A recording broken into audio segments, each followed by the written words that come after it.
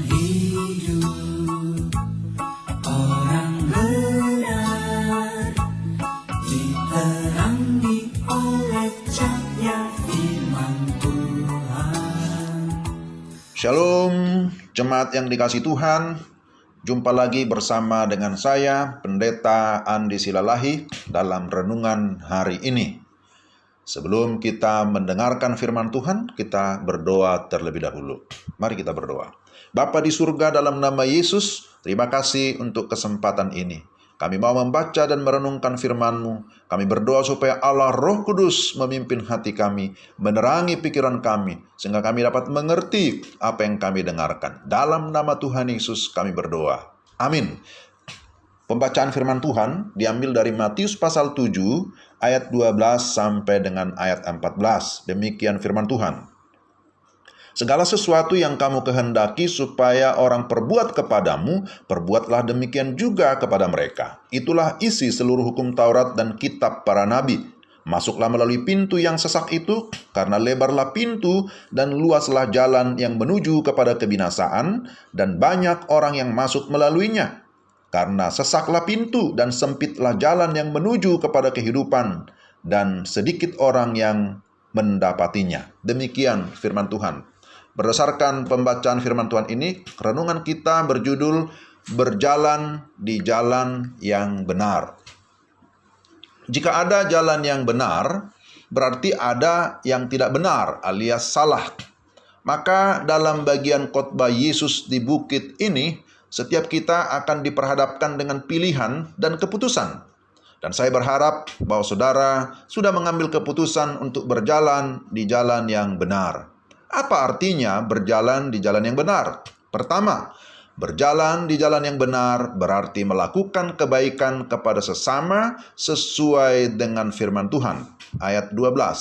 Segala sesuatu yang kamu kehendaki supaya orang perbuat kepadamu, perbuatlah demikian juga kepada mereka. Bagian ini sering disebut sebagai golden rule atau hukum emas, hukum kebenaran. Yesus berkata, itulah isi seluruh hukum Taurat dan kitab para nabi.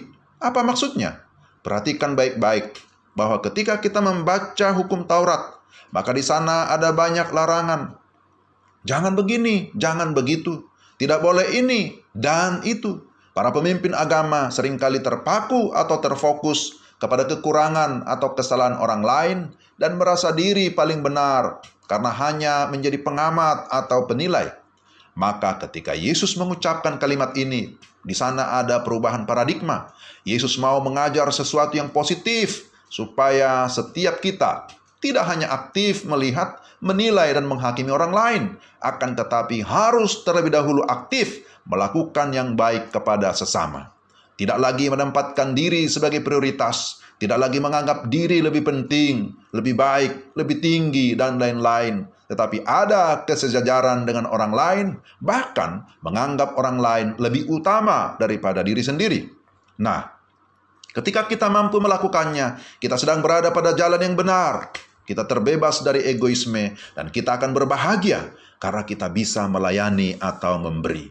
Dalam pandangan Yesus, firman Allah bukanlah serangkaian hukum atau peraturan rumit yang tidak masuk akal, sehingga menjadi beban berat yang diletakkan di pundak.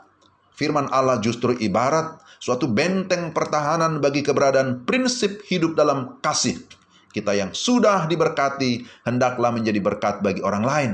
Jangan menunggu orang lain terlebih dahulu, mulai dari diri sendiri. Mau diampuni? Ya ampunilah. Mau dihormati? Hormatilah. Mau dihargai? Hargailah orang lain. Dan seterusnya. Kedua, berjalan di jalan yang benar berarti tetap komitmen sekalipun ada penderitaan. Ayat 13 dan ayat 14 menjelaskan ada dua jalan dan setiap kita harus memilih atau memutuskan mau ikut yang mana. Pilihan jalan masuk, apakah melalui pintu atau gerbang yang lebar atau yang sempit? Pilihan jalan, apakah berjalan di jalan yang luas ataukah yang sempit? Ada pemilihan kelompok, apakah bergabung dengan kelompok besar atau banyak orang, atau kelompok kecil yang disebut sedikit orang. Lalu pemilihan tujuan hidup, apakah kita memilih kehidupan atau kematian? Di sini dikatakan kebinasaan. Jangan tertipu dengan pilihan yang gampang, menawarkan kemudahan yang diikuti oleh mayoritas, lebih menarik kelihatannya dan populer, sukses dan mewah, bebas mengikuti keinginan sendiri, dan mengabaikan dosa. Saudara-saudara, kita perhatikan Amsal 16 ayat 25 berkata, ada jalan yang disangka lurus, tetapi ujungnya menuju maut. Sebaliknya, ada jalan yang berkelok-kelok penuh dengan penderitaan, tapi ujungnya menuju kemuliaan. Saudara pilih yang mana? Pilihan jalan yang sempit dan sesak, mau mengingatkan kita bahwa hidup ini tidak mudah, tidak instan, tetapi butuh perjuangan dan pengorbanan. Itulah jalan yang ditempuh oleh Yesus Kristus Tuhan kita, jalan salib. Ada banyak godaan dan pencobaan, tetapi jangan gampang terpengaruh atau tertipu. Harus ada komitmen. Sejarah bangsa Israel mengingatkan kita bahwa untuk sampai ke tanah Kanaan butuh waktu panjang 40 tahun melewati jalan yang sulit. Namun di dalamnya ada sebuah kepastian. Kenapa? Karena Tuhan yang memimpin perjalanan itu. Bagi kita yang hidup dalam iman kepada Yesus, sangat jelas bahwa Yesus bukan saja pemimpin kita dalam perjalanan, tetapi dialah jalan itu. Dialah kebenaran, dialah hidup itu.